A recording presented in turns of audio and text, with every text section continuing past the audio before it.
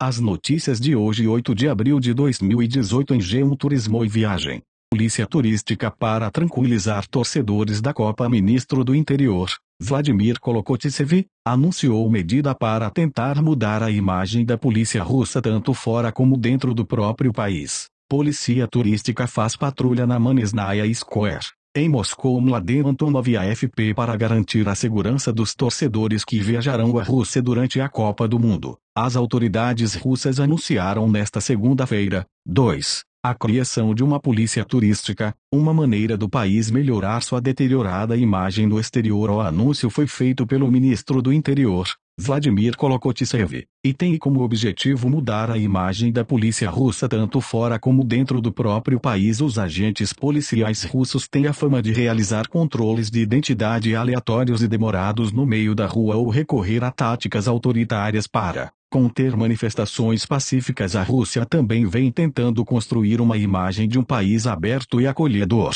Apesar do recente aumento de tensões diplomáticas com o Ocidente, estas unidades serão formadas por agentes do Ministério do Interior que falam várias línguas. Caso necessário, será feita uma formação extra, explicou o porta-voz da polícia, Irina Volk. Esta política começou nos Jogos Olímpicos de Sochi 2014 e continuou durante a Copa das Confederações, em junho do ano passado, há pouco mais de 2 meses para o início da Copa. 14 de junho ou julho 15, as autoridades querem garantir que torcedores das 32 seleções participantes se sintam seguros e bem acolhidos na Rússia. A polícia turística estará posicionada ao redor dos estádios e das fanzones das 11 cidades sede a partir de 25 de maio, concluiu Irina Volk. Argentinos morrem por febre amarela após visitar o Brasil. O país vizinho teve 7 casos importados da doença, segundo o boletim do Ministério da Saúde local. Maior parte das infecções ocorreram em Ilha Grande, no RJ. Mosquitos sabetes transmitem febre amarela em regiões de Mata Josué, Damascena e Oquifiocruz. O Ministério da Saúde da Argentina informou na última sexta-feira 23 que 7 pessoas importaram a febre amarela do Brasil. 6 moradores do país vizinho foram infectados em Ilha Grande, RJ, e 1 em Ouro Preto, MG. 2 dos pacientes morreram e nenhum deles estava vacinado. Com isso,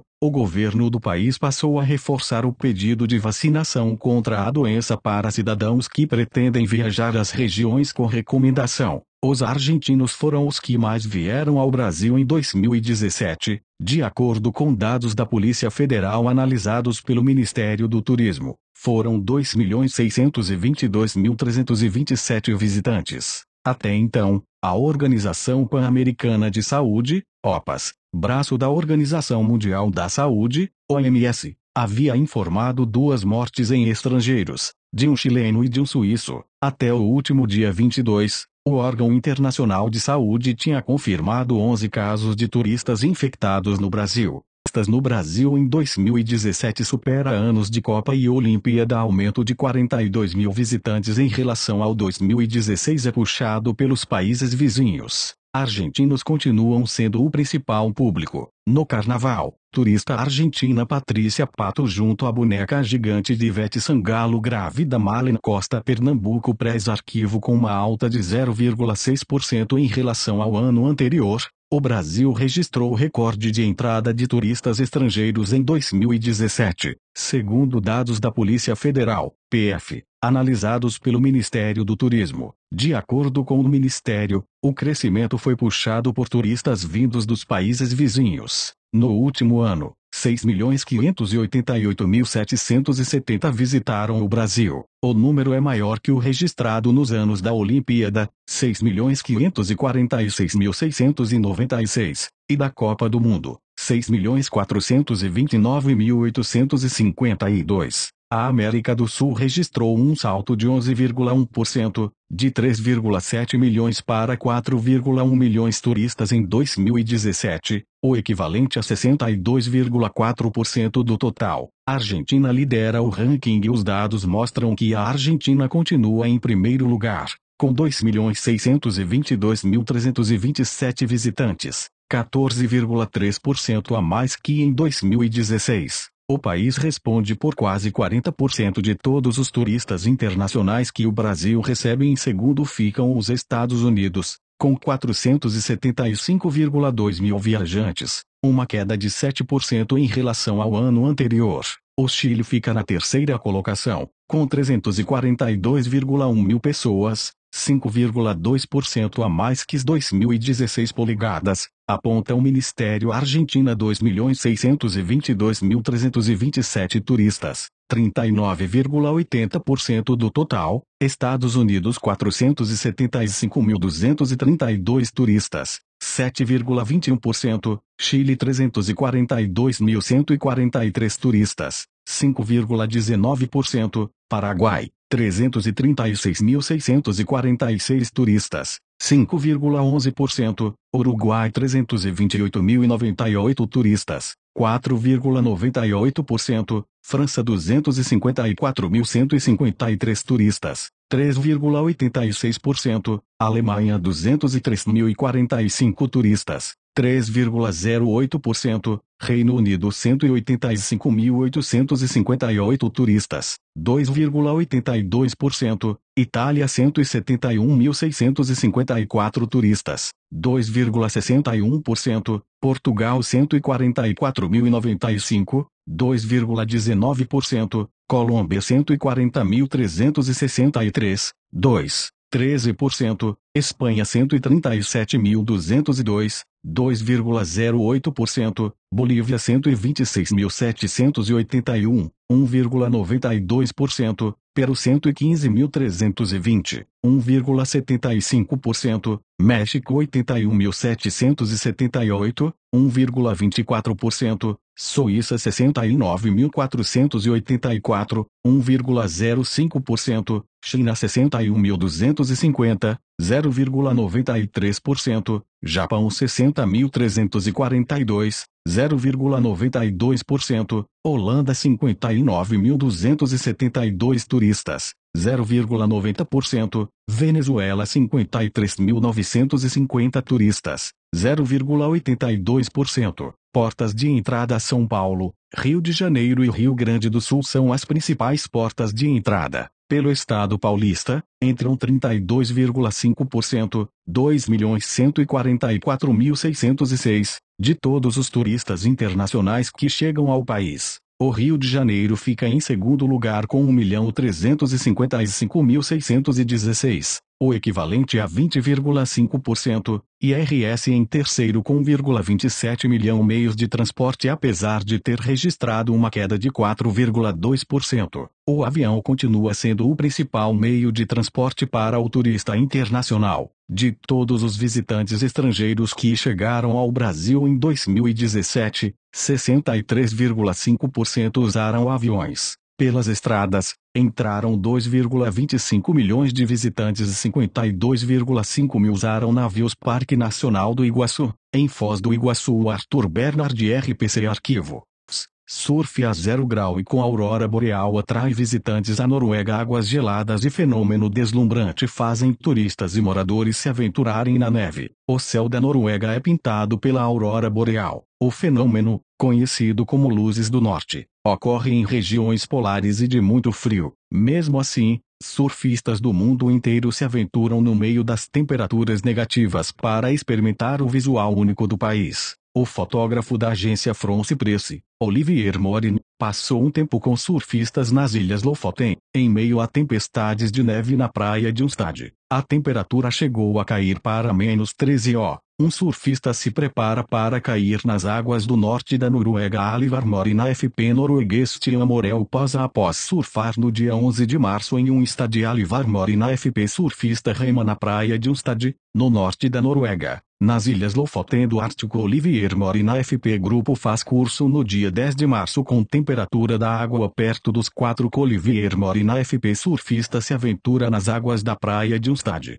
Há temperaturas negativas. Olivier Morin, na FP. Além do frio e da aurora boreal, os surfistas experimentam águas extremamente límpidas. Olivier Morin, na FP. Tem gente que prefere surfar à noite para observar as luzes da aurora boreal. Olivier Morin, na FP. A indiana Liela Krishna mostrou a neve na barba depois de uma bateria de surf no Diamar 11 Olivier Morina FP surfista aprecia as luzes do norte em Utacleve, norte da Noruega. No arquipélago de Lofoten, Olivier Morina FP surfista carrega a prancha no meio de uma tempestade de neve. Em 11 de março, Olivier Morina FP surfista aprecia a vista da praia de Ustad. Olivier Morina FP grega, que guarda a língua escrita mais antiga da Europa. Santorini atrai turistas do mundo todo, mas pouca gente conhece a história deste badalado cartão postal. Santorini é conhecida como a joia das Cíclades. O lugar é o resto de uma caldeira vulcânica. Você pode visitar as praias e falésias ali, além de fazer uma caminhada para conhecer as populações que moram no local. BBC Giannis Belonias estava parado à beira de um mirante em Merovidli, vilarejo localizado no alto de uma montanha na ilha grega de Santorini, à espera do pôr do sol no mar Egeu. Foi quando ele se virou para mim e disse: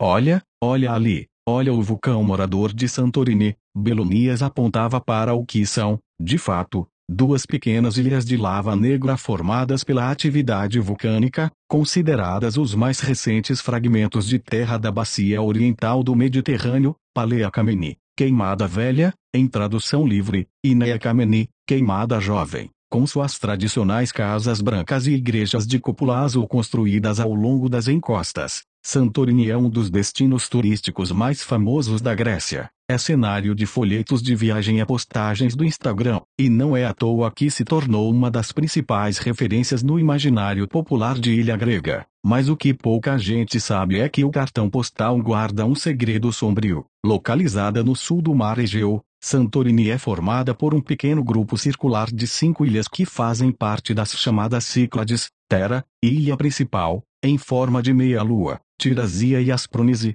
que fecham a circunferência, e as 2 ilhas de lava, apontadas por Belonias. Ao centro, todas as 5 ilhas rodeiam uma enorme caldeira, cratera que se forma após uma erupção vulcânica, sendo a maior parte submersa. Mas nem sempre foi assim. Durante a Idade do Bronze, há cerca de 5.000 anos, Santorini era uma única massa de terra vulcânica chamada Astrongyle, que significa redondo, em grego, e desempenhou um papel crucial na história naquela época. Uma civilização começou a se desenvolver na ilha de Creta, nas proximidades de Santorini. Seus habitantes eram conhecidos como minoicos, por causa de Minos, lendário rei de Creta. Eles eram um povo enigmático e educado, formado não só por guerreiros, mas também comerciantes, artistas e navegantes. A ascendência dos minoicos é objeto de uma disputa calorosa, enquanto alguns acreditam que eles foram refugiados do delta do Nilo, no Egito. Outros argumentam que eles saíram da antiga Palestina,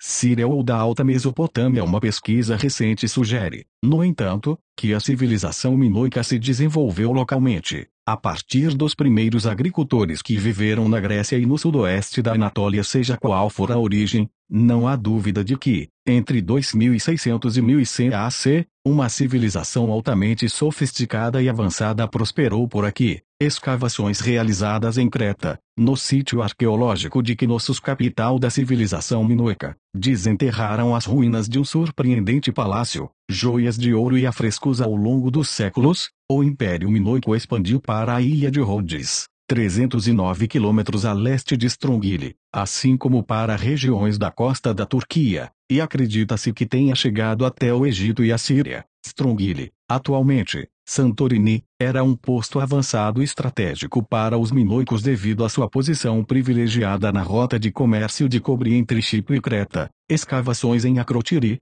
uma aldeia no sudoeste de Santorini, encontraram casas de 3 andares, palácios grandes e elaborados, as primeiras estradas pavimentadas da Europa, água corrente e um espetacular sistema de esgoto. Conta Paraskevinomiko, professora assistente de Oceanografia Geológica e Geografia Natural na Universidade de Atenas. E, mais fascinante ainda, foram descobertos os primeiros sistemas de escrita da Europa, registrados em construções de Akrotiri em rochas dos palácios de Knossos e Malia. Foi aqui que os minoicos grafaram suas primeiras palavras escritas, inicialmente na forma de hieróglifos cretenses e, mais tarde, usando o sistema linear. Os hieróglifos cretenses fazem parte de uma escrita antiga baseada em cerca de 137 pictogramas que remetem a plantas, animais, partes do corpo, armas, navios e outros objetos. Acredita-se que esteve em uso até 1700 AC. Gradualmente, os minoicos aperfeiçoaram os hieróglifos cretenses,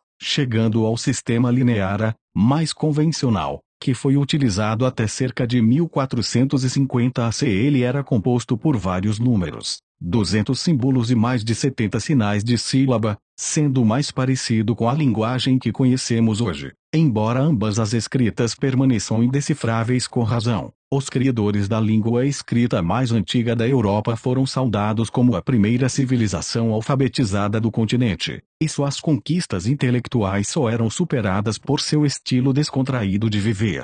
Eles celebravam a vida, até mesmo em funerais, faziam amizade com touros, em vez de matá-los, e conviviam em harmonia com a natureza. Foi justamente a natureza que decidiu exterminá-los entre 1627 AC e 1600 AC. Strongyle foi palco de uma erupção vulcânica, conhecida como erupção minoica ou Santorini, talvez a maior em 10.000 anos. Antes da erupção, a caldeira atual não existia. Em vez disso, havia uma caldeira menor, decorrente de uma erupção muito mais antiga, que formava uma lagoa no norte da ilha, explica Nomikou. Durante a erupção, materiais vulcânicos de 60 metros de espessura foram jogados no mar, gerando um tsunami de 9 metros de altura, que atingiu as margens de Creta. Acredita-se que a série de ondas tenha chegado à costa oeste da Turquia e até Israel. Uma vez que a devastação terminou, a caldeira atual começou a se formar, e milhares de anos se passaram até surgir a Santorini que conhecemos hoje. Para os minoicos,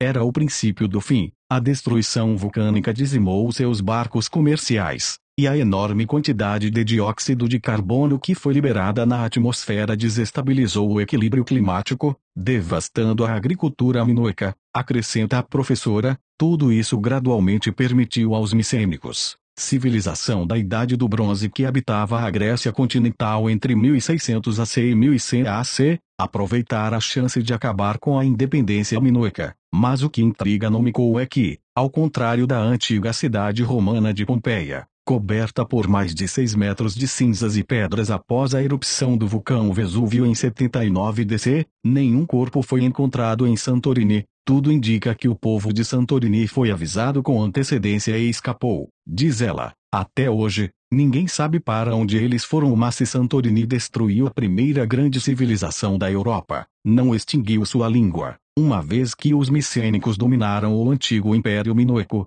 substituíram o sistema de escrita linear A por uma versão aprimorada, conhecida como linear B. Trata-se da forma inicial da língua grega antiga, que propagou a democracia, o raciocínio científico, o teatro e a filosofia por todo o mundo. Mais de 3,5 mil anos após a destruição, Belonia se orgulha de ser dono de uma das tradicionais propriedades na encosta de Santorini, esculpidas diretamente na caldeira vulcânica. Essas casas têm o ar-condicionado perfeito. No inverno, o vulcão envia calor na sua direção e, no verão, refresca. Conta com um sorriso. Belonias é um colecionador de arte, fundador de um instituto cultural que abriga uma biblioteca com 35 mil livros, incluindo centenas de títulos dedicados a Santorini. Em 6 décadas, ele já viveu dentro e fora da ilha. Pode te surpreender, mas o que povoa minha mente é esse cheiro, diz ele. Quando eu era criança, toda vez que saíamos de Atenas, onde ele passou a infância, e chegávamos à ilha, estava amanhecendo. A viagem era árdua naquela época, e eu era tomado pelo cheiro dos cavalines, o excremento dos cavalos que levavam os moradores e turistas até Merovigli, antes de Santorini ficar famosa. Você ainda pode sentir o cheiro dos cavalines se abrir mão do conforto do seu carro, acrescenta Belonias, olhando para as ilhas vulcânicas à sua frente, atrás das quais o colorido do céu que vai do vermelho ao ultravioleta, anuncia a chegada do pôr do sol. Eu nunca consegui traduzir essas cores em palavras, e não acho que alguém que já tenha morado nesta ilha tenha conseguido. Pode ser carmim, rosa, laranja, vermelho, violeta. Eu simplesmente não consigo descrever o pôr do sol em palavras. Para mim, é um sentimento visceral. Santorini não é para os fracos e ele provavelmente está certo. Não é à toa que destruiu a primeira civilização da Europa. O Brasil tem diferentes tipos de feiras culturais e de negócios. Eventos também ajudam a movimentar a economia das cidades. Brasil tem diferentes tipos de feiras. O Brasil tem diferentes tipos de feiras,